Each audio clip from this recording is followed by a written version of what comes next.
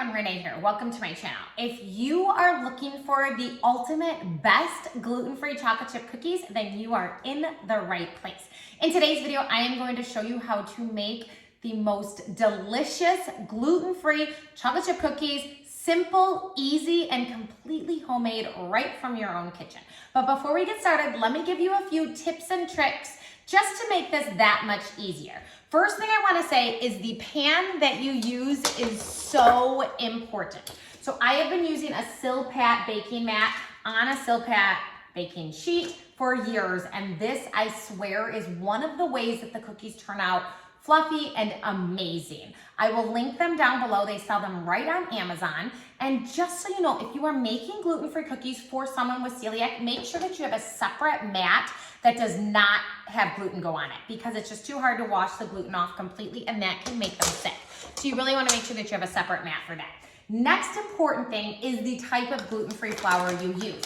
I recommend using Bob's Red Mill's gluten-free 1-to-1 baking flour. And I've actually tried it with a couple other flours and they don't turn out as well. So if you use a different flour, I cannot guarantee the results, but with this one, it will turn out amazing. Trust me, I did a taste test side by side with a gluten cookie and the gluten-free cookie, and I literally couldn't tell the difference. So good, melt in your mouth, amazing. Amazing.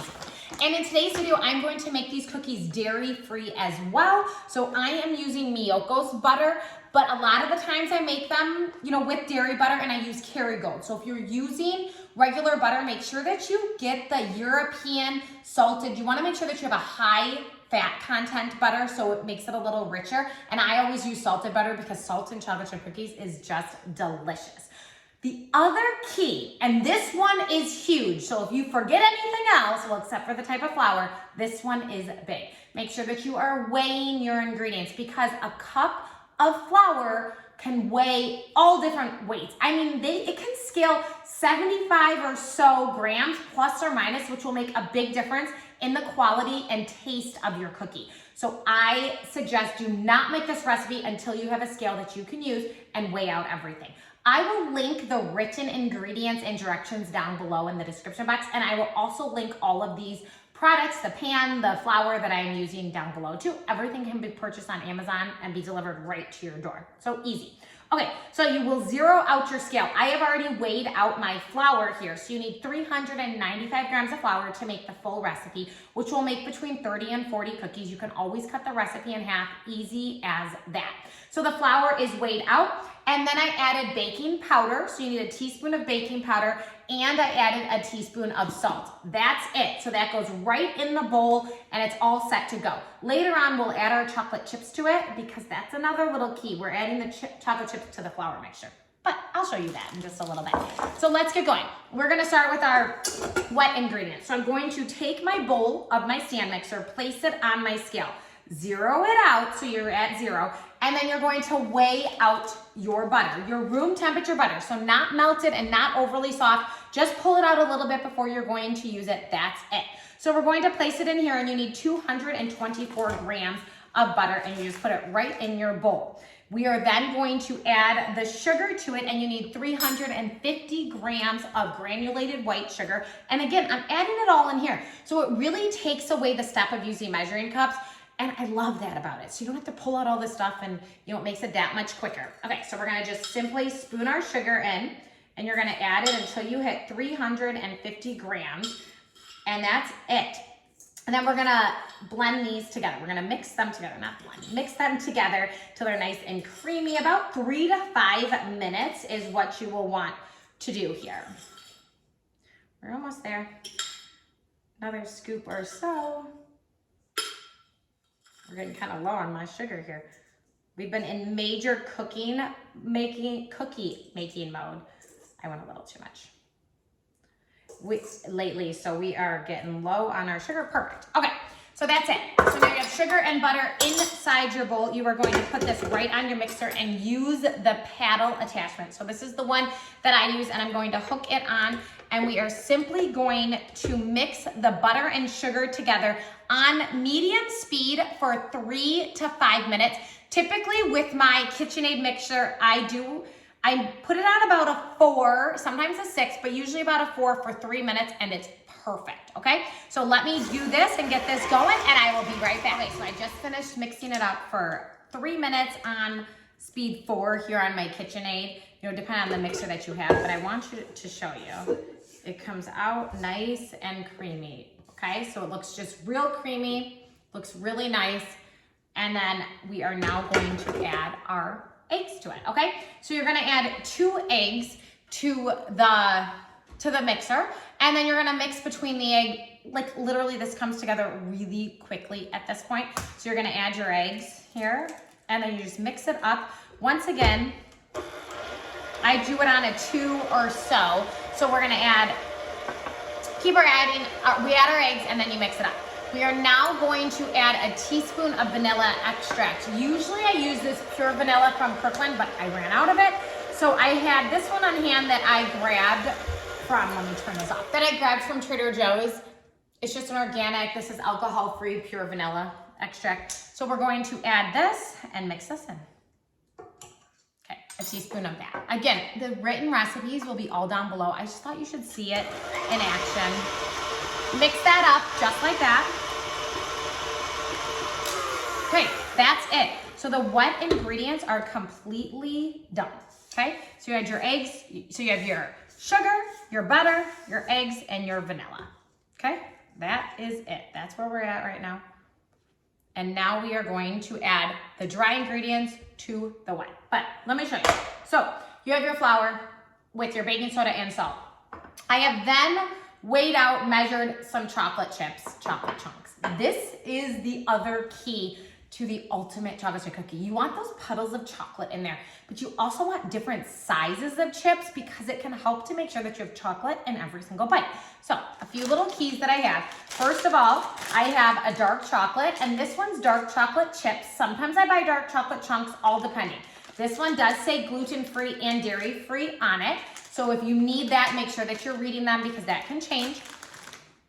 That is there. Now I have semi-sweet chocolate chips that again say gluten-free and dairy-free. These are actually chocolate chunks. So make sure that you have one of each. So if I am using semi-sweet chocolate chips, then I use dark chocolate chunks. Does that make sense? You want a mixture of the different types of chips. Trust me, you will want that. It makes it amazing. And then I usually add mini semi-sweet chocolate chips, but I ran out. I know, crazy. So what I did instead was I simply took some of the semi-sweet chocolate chunks and cut them up. The key to adding the mini chocolate chips is that it really helps to spread out the chocolate. And so that's what, so then you get really little bits of chocolate in every bite. I will link all of this and exactly how I weighed it out in my recipe. So click on that link, go on over there. But the key to helping the chocolate not sink to the bottom is you add it to your flour mixture. At this step too, you also wanna make sure that you don't over mix. So I like to add my chocolate to the flour so that I am not mixing twice, if that makes sense. I'm mixing everything all together. So chocolate flour then gets dumped into the bowl. Now be careful here because you do not want this to be over mixed or go everywhere. So usually this is when I take my nifty little attachment here and I add it right to my bowl so that the flour doesn't go anywhere. I then take my KitchenAid and just put it on the stir feature, which really on any other mixer is probably just level 1. So it's very little, quick, and all we are doing is mixing until it's fully incorporated, and even then that's it. I mean less than 30 seconds, and that's good. It is actually going to probably be a little bit crumbly, but that's okay. I'll show you what we're dealing with here. Okay, so this is what it looks like once it's come together. So I just simply pulled it off the mixer and then started mixing with my spatula. See, no dry ingredients, it's all in just a nice ball of dough, okay? And so now at this step, you have a couple options. You can either simply take your dough ball, place it in a bowl, and then you'll put the lid on it and you'll put it in the fridge. Make sure that it gets refrigerated for at least 24 hours. I mean, I guess at least overnight, but 24 to 48 hours is the best.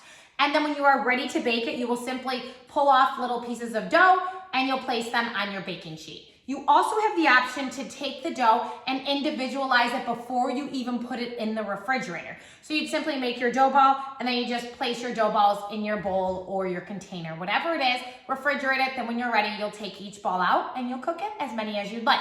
Now, it can stay in the refrigerator for up to a week. If you're not gonna use it in that week, make sure that you place it in the freezer. And I prefer to freeze it in individual balls of dough because that's just easier. If you freeze this entire one, it'll be hard. You want to make sure that you are cooking cold dough, okay? That is the key. And guess what? Lo and behold, like any regular cooking show, I have already cold dough. So you can see this is in an individual size and I place this right on my baking sheet and cook it. So you will preheat your oven to 375 degrees Fahrenheit and you will bake the cookies for about 10 to 13 minutes. Just watch them. It depends on the size of cookie that you make. The smaller the cookie, the less time. The bigger the cookie, the more time. And then once you pull it out of your oven, make sure that it cools on the pan for about 5 minutes. And while it's cooling, you are going to want to put some chunkier salt on top of it. And trust me, it's that salt sweetening blend, and that's amazing. So in just a moment, we'll get some cooked up and I will show you the end results. All right, so it's time to bake these. So you leave them in your fridge overnight, at least overnight, 24 hours, 48, 36, something like that, a few days, okay? Leave them in your fridge, let them get nice and chilled, okay? And then when you're ready to eat, if you have not already portioned them out, then you'll have a little ball like this, and you will grab a chunk, so you just take a chunk of however much you would like, okay? So if you do anywhere from 30 to 40 grams, you'll get about 30 to 40 cookies-ish. You can always make smaller. We've been kind of into like the minier ones these days. So then you're just gonna grab a little dough and you place it on there, and as much as you would like, you can get, and it's perfect like that. And then just place it on your baking sheet, pop it in the oven, 10 to 13 minutes. Like I said, the smaller the cookie, the less time they need. So I'm gonna bake this cookie up. I'm just gonna make one smaller one for me right now so I can show you how delicious they turn out, and I'll be right back. Okay, my cute little cookie is all ready, and this is what I mean. You can make any size you like. That's why I like to keep the dough in there, because sometimes you just want a taste of it. So make sure that you remember to put some salt on. Like I said, I just use this one. You want a little bit of a chunkier salt that you put on top because it just adds that nice, and you sprinkle. So this is what it comes out looking like. I mean, you would never know by the look of it that this is gluten-free, and I want you to see the inside. Oh my goodness, it is so good. Thick and fluffy, just absolutely delicious. So this little one took about 10 minutes or so in the oven. Absolutely phenomenal. Buttery, no weird texture, which can sometimes happen with gluten-free. Just delicious. There's nothing more. Make sure you make these cookies. I have linked the written recipe down below. It's over on my blog, fitformotherhood.com. I've linked it. So good. And remember, you can make them gluten-free and dairy-free, or gluten-free but use dairy butter. You could use regular flour, all-purpose regular flour, dairy-free butter. There's so many possibilities, but make sure to follow my tips from the beginning. Let's go over them. Weigh your ingredients. Number 1. Get the proper pan with the proper mat. Number 2. Number 3, if you're using gluten-free, make sure you use the right gluten-free flour. I have tested a couple others. I haven't tested all of them, of course. This is one that I have found that I really like. This is one I use on my gluten-free pancakes and other things like that. We use this on gluten-free banana bread, which we have a really good recipe for that. I have just been, ever since my husband and my twin daughters have been diagnosed with celiac, I've really been experimenting in the kitchen. And that's kind of all it is just experimenting and finding out what works. But go make yourself some gluten-free cookies. It doesn't take long.